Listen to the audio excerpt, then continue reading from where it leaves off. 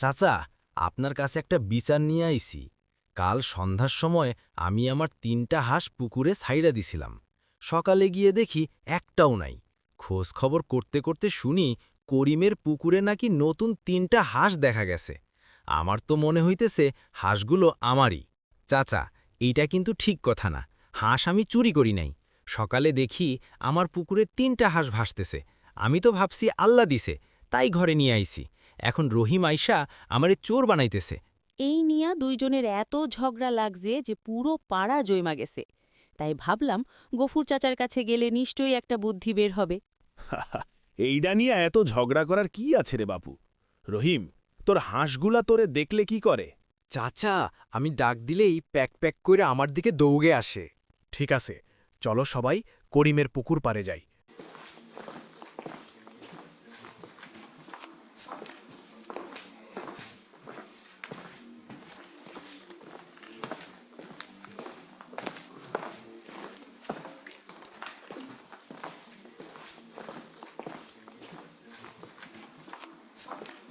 রহিম, তুই তোর হাঁসের নাম ধরে ডাক দে।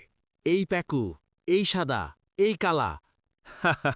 দেখছো তো, হাঁস নিজের মালিক চিনে। করিম, তুই ভুল করে নিয়ে আইসস, এখন ফেরত দে। ঠিক আছে চাচা, আমি ভুল করছি, আর এমন করুম না।